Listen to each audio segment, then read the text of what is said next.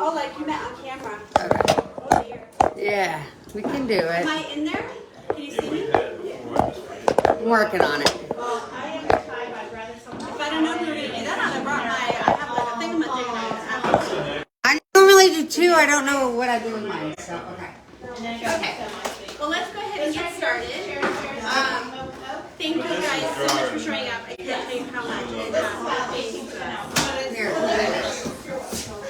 It's going. Yeah, it's going. I'm just gonna flip it around so that I can. There you go. Oh no. Okay. So I don't know what I said. I didn't want. You're so funny. Welcome everybody to our book and wine event. We're so happy you're here, and we just want to thank you for coming on. All right. We're really excited to offer a giveaway today, which is a new thing for us at our event. We're giving away 3 giveaways.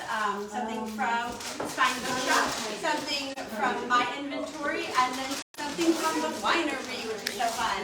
All right. There you go, guys. You should come, and that way you can come and you can get stuff. Whoops, excuse me, from the Spine Bookshop from our Sci-Fi section. There we go. So Say hi. One of the things we wanted to start with was our why for what we started doing. Like, why did Lindsay decide to start a bookstore, and why did I start writing this series? So we're going to go ahead and talk a little bit about our why, and then we're focusing. Our first reading is going to be from the MC, like a spotlight on the MC. So, Lindsay, if you'll give us your why first. Okay. Why did you start a bookstore? What made you do that?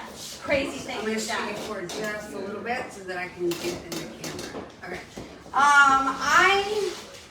Is that okay? Yeah, you're Okay. great. I started the bookstore because I wanted to run my own bookstore since I was about 16 years old. I've been a reader my entire life. Like, entire life. I love it. I mean, I literally can't remember a time when I didn't have a book in my hand. And so, my senior year, they,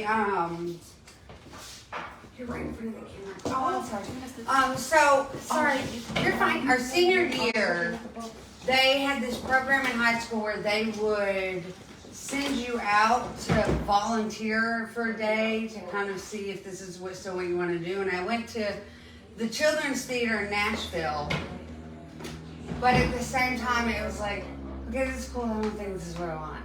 Yeah. You know, I thought it was, but it wasn't. And I was like, I really want to start my own bookstore. I love it. That's You're amazing. welcome to shop around. I'm sorry. And you guys, if you want to have a seat, my daughter and my husband can move. Yeah. No, Amber, you stay. Abby, up. No. You good? You sure? Well, we can get more chairs too. Easily. Make. I don't think it's working. Okay, so for me, my why was Abby. Abby, stand up for a second. Abby is my daughter. At the time of me starting this, she was, math.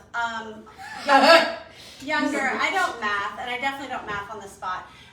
But she was quite a bit younger. I started writing Hunted by Darkness 4.5 years ago.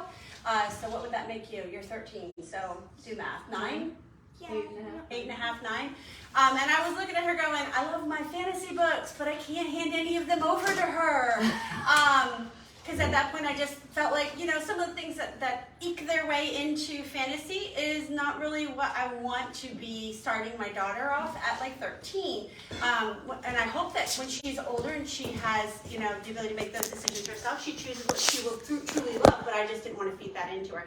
And so I wrote this series because of that, as well as because I really felt like God told me to do it, which I've heard a lot of other Christian authors say, like, God told me to do this, but I really believe that, like, when we're given a talent, it's kind of our job to like do something with that talent. And so I've been an English teacher for 10 years at the time, and felt like I was just telling the kids things instead of like living the life, and I wanted to live the life. And so I get to really talk with my students in a different way. Before, when I told my students, no, you need to do this, I was speaking from what someone else had told me. But now I get to speak from the perspective of, no, I'm an author. I have pounded the pavement. I have talked with the publishing companies. I've queried. I've done the things. And these are the reasons why. Like, I actually understand now, why do we write a story with a beginning, middle, and ending? I understand that the reader's mind is designed specifically to take a story in a very specific way. And if you don't meet those needs, then the story feels feels wrong to the reader, and they'll put it down. So it's given me like an incredible perspective both on my career and as a mom. And one day, this one is going to read one of my books all by herself. It's going to happen. I predict it today. So yeah, that's kind of my why. It started a lot with her and God, and it's grown and grown, and now I have a million books like sitting right here just trying to get out, and I'm like, no, I've got to revise. So it's one of those things where it's been really a blessing to be a part of that. Now I asked Lindsay to go ahead and pick something from her book that she wants to spotlight this week, because she's a bookstore, so she has all the books. Totally unfair. I have to work for months and months and months for one of my books, and she just goes out and picks one. Not fair at all. So she's going to pick one, and she's got a cameo of a main character that she wants to share, and then I'll read one from my main character. Well, I have to get my phone to do that, but well, I mean, I can not so much as read it, I can describe the part I like. So, I was not a huge sci-fi fantasy reader for a really long time, and then I started finding stuff that I did like. And so one of the books that I read was The Martian, which was not a genre I had ever read before ever, right? And if anybody has seen The Martian, it's the one where the guy gets left in space by accident because they think that he's dead, and then you realize he doesn't, and he's trying to navigate all of this stuff, trying to survive, trying to let NASA know that he's down there. And it's very, oh my gosh, and heart-pounding, but there's also this humor to it that made me laugh out loud. So you have moments where Mark Watney has to log every day stuff.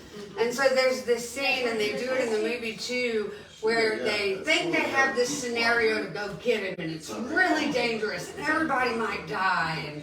But if they don't, they have to keep him alive for 4 years, and NASA's freaking out and all stressed out. And then one of the guys very solemnly looks and says, I wonder what he's thinking up there. He's all by himself. How are we going to keep this guy alive for 4 years? How is he not going to lose his mind? And then the next log that he puts in, comes in, is, how can Aquaman talk to whales? Whales aren't fish, they're mammals. And just the look on NASA's face when they read this is one of the, what? And then you see the guy go, no, that's actually a really good question.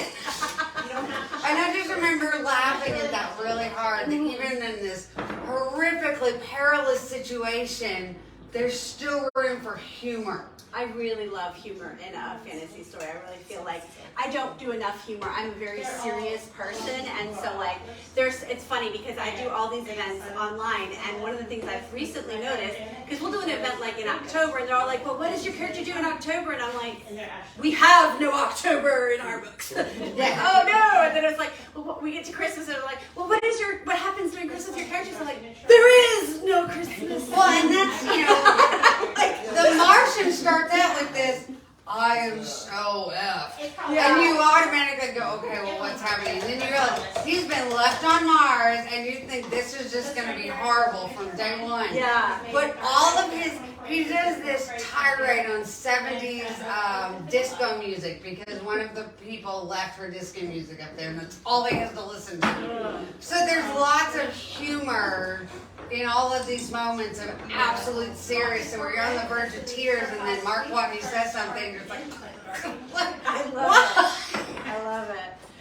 All right, well, I'm going to share a little bit about my MC. I'm not going to tell you because I really worked hard to write it down, and so I'm going to read it. That and because, like, if I try to tell you, it'd be like, she's a girl, and she's having a bad day, and there is no Christmas. And that's it. I mean, because you sit and you think, yeah, on the spot. I don't know if you're catching a theme. On the spot. No bueno. No bueno. The rest of this All right. So she blew her nose trying to cover a sob. A shiver coursed through her, and she caught sight of Tristan's bare feet on the cold tile floor. Now, one thing you have to realize is Tristan is her kid brother. He had leukemia, and he conquered it. But because of his battle with leukemia, they grew really, really close. You should wear your slippers, she said. Sliding her fingers to his chin, she tipped his face up to meet her eyes, putting her face right in his. He grinned and wrapped his small hands around her cheeks. We take care of each other. Tears blurred her vision, turning Tristan into a peach smudge. She didn't deserve him. His eyes blazed with vulnerability. Their love was forever. He might be young, but cancer matured him. It stole too much from both of them.